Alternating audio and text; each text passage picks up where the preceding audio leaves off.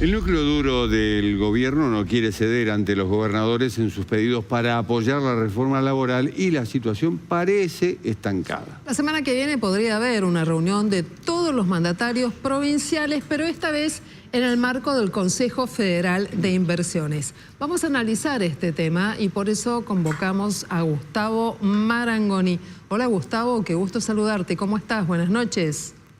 Hola, buenas noches. Igualmente para mí estar aquí con ustedes. Gracias por la invitación. Gustavo, fíjate, hoy en la Casa de Gobierno escuchábamos estas ideas. El texto de la ley de la reforma laboral en el fondo no se va a modificar. El capítulo impositivo de ese proyecto no se va a tocar. No va a haber compensaciones para las provincias, no va a haber compensaciones para los gobernadores. Sin embargo, en otro pasillo, un funcionario muy importante decía, pero claro, depende de cómo votes, por fuera del texto de la ley, puede haber alguna compensación. ¿Qué pensás que van a hacer los gobernadores? Mira, si la hipótesis que triunfara en el oficialismo fuese la primera, lo que estarían exigiendo es una capitulación, no abriendo una negociación. Creo que evidentemente algunos temas van a tener que discutirse y probablemente amenguarse, tener una letra más suave. Es obvio que a los gobernadores les preocupa la parte de la reforma que involucra la posibilidad de que reciban menos recursos, es decir, la baja de ganancias. Y eso puede ser una prenda de negociación. Yo creo que el gobierno necesita decir que sacó una reforma laboral. Y ese título probablemente lo impulse a negociar y, como cualquier negociación, a llevar adelante concesiones.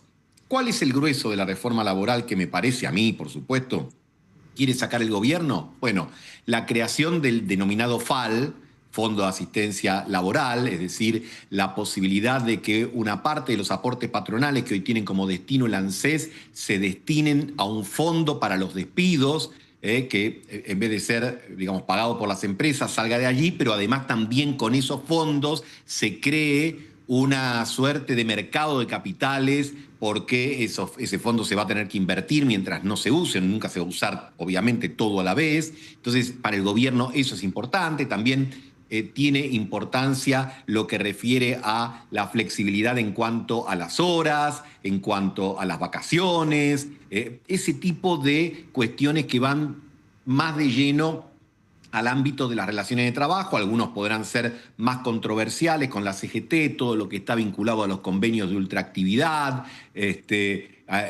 Así que hay elementos para negociar. Yo creo que el gobierno, más allá de que ha visto incrementado su número de senadores, que es por donde empieza a discutirse la ley, y luego de diputados, no tiene lo suficiente para imponer lo que quiere. Ahora, Gustavo, esa negociación es paralela entonces, la que tiene que ver con el dinero. Si vos me votás, yo habilito una negociación, pero no me toques el texto del capítulo de los impuestos. ¿Qué pasa entonces? Bueno, las negociaciones nunca se resuelven una semana antes de una votación. Vas a estar hasta el último momento. Es como en esas películas que vemos de juegos de cartas, de póker, que están todos así tensos, ¿no? Y la carta se baja a último momento. Yo no creo que alguien diga, bueno, listo, en esto aflojo, por lo menos públicamente. Y lo que debe estar sucediendo en este mismo momento que nosotros estamos conversando amablemente, es que otros a lo mejor no están conversando tan amablemente y que están diciendo, no, a mí si me tocas esto, olvídate, no te acompaño, y hasta que en algún momento, si la negociación llega a buen término, se acercan las posiciones. Me da la impresión de que hay un conjunto de gobernadores que quieren acompañar, pero por supuesto no quieren sacrificar una parte de sus ingresos, teniendo en cuenta que la recaudación tributaria, tanto la nacional como la provincial, no está en su mejor momento. Y que al estar amesetada la actividad económica, ya, por ejemplo, un gran impuesto coparticipable que es el IVA, no es lo que era en otros momentos. Y como el gobierno quiere justamente rebajar o reducir ganancias, bueno, si el IVA no viene bien y además me quita ganancias, que es otro impuesto coparticipable, es decir, que recauda la nación pero que distribuye con las provincias, me parece que va a ser más difícil. Creo que el gobierno se quiere, insisto, llevar el galardón de decir que es el gobierno que pudo lograr la reforma laboral, como suele apelar siempre el gobierno a ese lenguaje grandilocuente, el primer gobierno en la historia, desde 1810 hasta acá, que sacó una reforma. Es decir, me parece que quiere jugar con esa épica. Y sospecho que para poder obtener ese título probablemente termine haciendo algunas concesiones. ¿Crees que pueden tener algún impacto los reparos de los sindicatos y de la oposición? Mira, con la oposición en lo que refiere al kirchnerismo o al peronismo kirchnerista o a los bloques del peronismo en la Cámara, no creo. Respecto de los sindicatos, como cantaba Luis Miguel, ¿no? Por debajo de la mesa quizás haya línea de conversación. A los sindicatos les interesan algunos temas más puntualmente y a lo mejor frente a otros también en voz baja aceptarían que estarían dispuestos a negociarlos. Creo que en lo que refiere a algunos temas vinculados a licencias vacacionales o a la flexibilidad de los horarios, probablemente no pongan tanto reparo como a lo mejor a la famosa ultraactividad, es decir, aquellos convenios que ya tienen algunas décadas de funcionamiento y necesitan ser validados. Esas cuestiones pueden ser un poco más resistidas por los gremios. Pero obviamente que el gobierno, después del 26 de octubre, tiene la iniciativa política y no es lo mismo sentarse a resistir, entre comillas, frente a un gobierno como estaba, por ejemplo, la administración de Milei en agosto o septiembre del año pasado, después de haber perdido la provincia de Buenos Aires, que a un gobierno después de ganar el 26 de octubre y de tener algunos resultados, sobre todo en lo que refiere al mercado financiero, favorables en las últimas semanas. Gustavo, ¿y cómo observás ese otro fenómeno que tiene que ver con las conversaciones entre cámaras empresarias y la CGT, entre distintos secretarios generales que acuerdan en algunos puntos que no quieren que se modifiquen? Por ejemplo, no todas las empresas quieren tener una paritaria por empresa, ni negociar con una comisión de base, y sin embargo, eso el texto lo habilitaría. Bueno, es un tema bien interesante porque en general, los empresarios y los sindicatos están llamados a entenderse. Un viejo sindicalista de la década del 60 fue el que acuñó, me refiero a Augusto Timoteo Bandor, golpear para negociar. El objetivo de un sindicato no es golpear por golpear, es terminar negociando. El objetivo de un empresario no es que se le balcanice la representación gremial. Si tienen que negociar finalmente con sindicatos por base, por empresa, o con múltiples sindicatos, se les complica. Por eso no es que se trate de un acuerdo tipo contubernio cuando los empresarios y los sindicatos coinciden en esto. Es por una cuestión estrictamente funcional.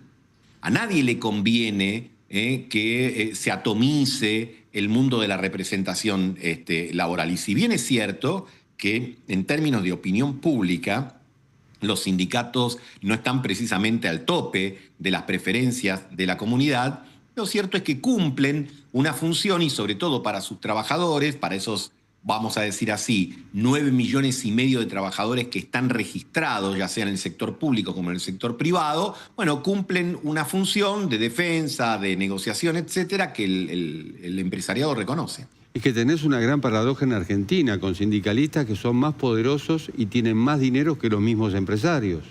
En algunos casos, claro. Bueno, en algunos casos seguramente debe ser como vos bien señalás, y esto es justamente parte del descrédito que una parte de la opinión pública tiene respecto de al menos un sector del mundo gremial, pero lo cierto es que hay muchos de estos representantes que hace a lo mejor 20, 30 o 35 años que están al frente de sus organizaciones sindicales, y eso también, de alguna manera, no solo es explicado por determinadas prácticas, sino porque en algún punto parte de sus representados sienten que esos gremialistas le dan algo a cambio, es decir, le mantienen mejor o peor el nivel de ingreso o tienen una obra social sindical que en algunos casos no, pero en muchos casos es eficaz. Hay otra serie de beneficios vinculados a vacaciones, me refiero a todos los dispositivos de hoteles gremiales que garantizan vacaciones, etc. Por eso yo creo que hay que salir del universo muchas veces donde las narrativas son muy ideologizadas, porque eso, bueno, sirve para la batalla política, para el análisis político hay que tratar de ver por qué determinados actores, a pesar de impugnaciones, siguen validados o siguen sentados en la silla que ocupan desde hace ya bastante tiempo. Bueno, teniendo en cuenta esta situación, será muy interesante ver si la CGT llama a un paro general o no, a partir de lo que implicaría la forma en la cual se vincula la sociedad con la CGT o cómo puede ser útil o no al discurso político del oficialismo un paro de la CGT en medio de este debate. Por contraposición, hay un escenario donde hay cierto estancamiento de la economía, donde hay puestos industriales que se pierden y donde la rentabilidad de esos sectores es compleja también. Son dos universos. ¿Qué pensás que puede ocurrir frente a esta situación de confrontación de ideas?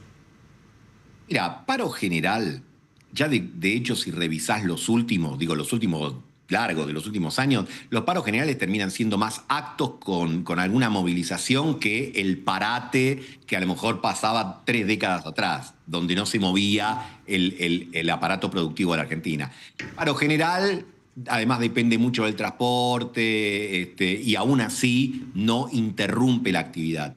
Muchas veces pone más en evidencia la debilidad de los que lo convocan que su fortaleza. Punto número 1. Punto número 2. Aún un sector que reconoce no estar bien y que reconoce que la economía, como bien dijiste vos, está como mínimo amesetada, no son partidarios de que por ahí vaya el camino de la solución. Que pueda haber marcha, sí. Paro general me parece difícil y en todo caso me parece difícil que contribuya a la búsqueda de detener la ley. Lo que sí seguramente van a agotar es todas las instancias para poder tratar de negociar. El punto es que entre los sindicatos y los gobernadores o los intendentes peronistas puede haber incentivos diferentes, como decíamos al comienzo de esta entrevista. Los gobernadores están más pensando en que la ley no les lime ingresos que van destinados a los territorios federales y los sindicatos están pensando en cuestiones específicas del mundo gremial. Y estos caminos son paralelos y las paralelas habitualmente no se juntan. Muy bien, es Gustavo Marangoni, analista, un hombre que sigue la política de la Argentina con mucha intensidad, lo estudia mucho también. Te agradezco mucho, Gustavo, que hayas estado con nosotros, pero te hago una última pregunta muy cortita. Hoy, ¿Cómo no? ¿hay votos para la aprobación de la ley de reforma laboral o modernización? Mira, me da la impresión de que están bastante cerca, ¿no? Por supuesto que es una impresión, es una especulación, pero creo que están cerca porque además hay gobernadores provinciales, gobernadores de partidos provinciales, para expresarme con propiedad, pero también algunos que tienen raíz justicialista que se muestran bastante amigables a las conversaciones. Ay, qué tema nos dejaste picando para romper el bloque, para romper los bloques. Muchas gracias, Gustavo. Hasta la próxima. Gracias a ustedes, siempre muy generosos conmigo. Gracias. Buenas noches. Hasta luego.